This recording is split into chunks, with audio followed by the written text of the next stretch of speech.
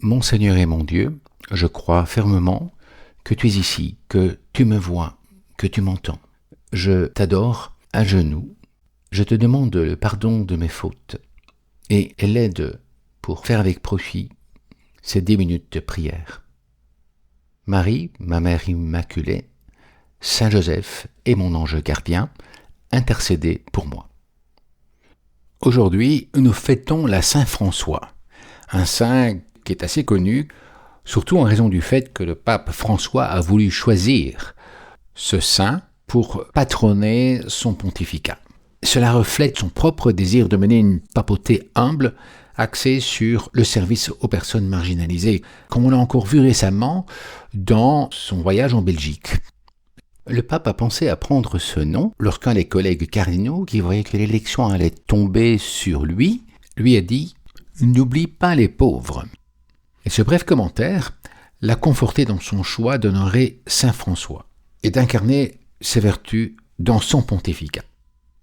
Je te dirais que si tu veux comprendre la pensée du pape et celle de Saint François d'Assise, eh bien, il y a une clé de lecture fondamentale qui est que Saint François d'Assise est un amoureux de la pauvreté et de la création en particulier vivante, comme manifestation de la beauté, de la bonté et de l'amour que Dieu a envers les créatures et spécialement l'humanité. Et en même temps le rejet de tout ce qui est abus de pouvoir et ce qui représente cela comme l'argent, l'autoritarisme, les plaisirs égoïstes. On comprend donc son amour des pauvres, des exclus. Et en fait, son amour de la création va venir surtout à la fin de sa vie. Tu auras certainement entendu parler de Saint François, de sa vie, qui nous donne l'exemple d'une personne qui en est venue à considérer la création comme un don de Dieu, pour toi et pour moi. Et en particulier, la beauté qu'on retrouve dans la nature est comme une manifestation de la beauté de Dieu. Parce que c'est pas simplement la beauté de la création, ce qui est une beauté objective, si je puis dire, mais il y a aussi une espèce de beauté subjective, c'est celle que l'on capte. On est capable de voir cette beauté, d'entendre, de sentir cette beauté de la création. Lorsque nous la contemplons, lorsque nous l'expérimentons. Moi, je remercie Dieu pour non seulement la beauté de la nature que j'observe, mais aussi de la capacité que nous avons à capter cette beauté, à être ému par cette beauté, c'est-à-dire cette prise de conscience de la beauté des choses. Et c'est une chose qui est merveilleuse aussi, c'est-à-dire pas seulement qu'il y a des belles choses, et des beaux objets, et des beaux êtres, mais qu'il y a aussi cette capacité en toi et en moi, qui est elle-même un don de Dieu, de ressentir ce plaisir de les contempler. C'est une façon de participer à la joie divine, et qui éveille en fait l'amour et la connaissance de l'amour, qui nous permet de connaître mieux ce qu'est Dieu, qu'il est amour parce qu'il nous donne ces cadeaux de contemplation, ce qui nous permet déjà de goûter ce que sera la contemplation au ciel. Bref, Saint François est un amoureux de la vie, de la création. Et c'est pour ça que tu pourrais réduire presque toute la philosophie du pape à cette façon d'aimer la vie, de mettre la vie en premier lieu, comme un cadeau de Dieu. Toute la création, finalement, est là comme pour nous manifester cette bonté et cette beauté divine. N'as-tu jamais ressenti, n'es-tu pas étonné de la beauté de la nature? Devant un magnifique paysage, au sommet d'une montagne, ou en regardant le ciel étoilé et la voie lactée, ou une comète, comme ces jours-ci, parfois tu es tellement émerveillé que ça t'en coupe le souffle. Il faut savoir remercier Dieu pour cette nature, pour l'eau, pour le soleil qui nous donne la chaleur et la vie et la lumière, pour la lune qui fait rêver les amoureux, pour le gazouillis des oiseaux et le bruit des vagues de la mer sur la plage, pour les parfums des essences végétales, pour le vol des oiseaux et les bancs de poissons, pour le sourire d'un enfant, pour la naissance d'un bébé, pour la danse des amoureux au son d'une douce musique, et pour le coucher du soleil. sont toutes des images de la bonté divine et de sa chaleur d'amour pour chacun d'entre nous, pour tous. Il y a beaucoup de passages dans la Bible qui nous montrent cette beauté de la création.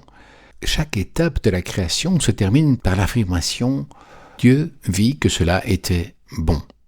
Grâce à cette grandeur, cette magnificence de l'univers, tu pourras tenter d'imaginer l'éternité, l'infinité de Dieu. Tout cela a été mis par saint François d'Assise dans une sorte de chant poétique dans les années 1224 à 1226, c'est-à-dire à la fin de sa vie, dans ce qu'on appelle le Cantique des créatures. C'est un poème qui souligne, loue et remercie profondément la présence du divin dans chaque élément de notre nature, et également dans l'homme.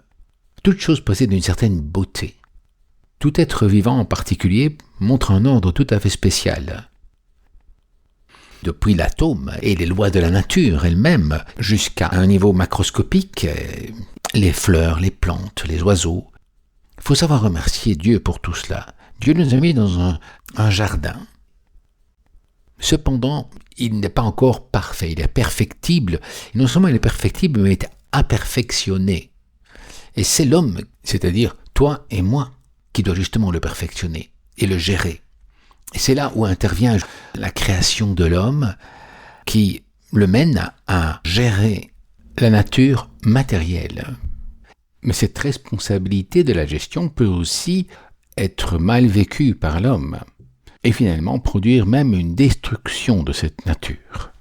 On comprend donc tout cet amour du pape actuel pour tout ce qui est vivant et le respect de la vie. On voit ainsi sa lutte contre la guerre et l'escalade de l'armement.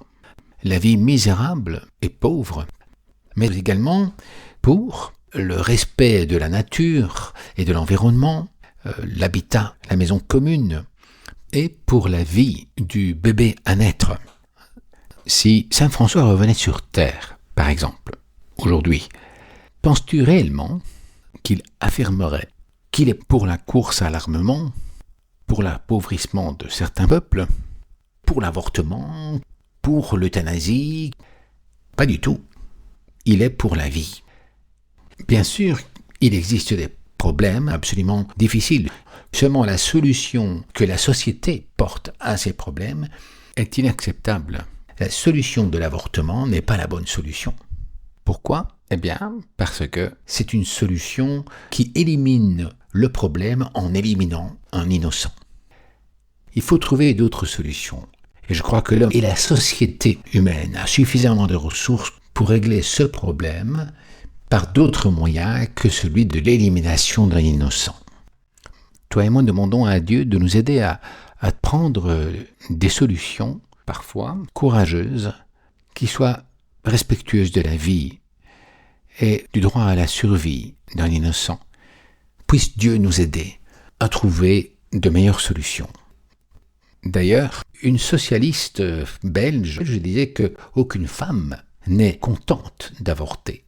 Dieu nous demande finalement de respecter le caractère sacré de la vie humaine en particulier, et de la beauté de cette vie humaine.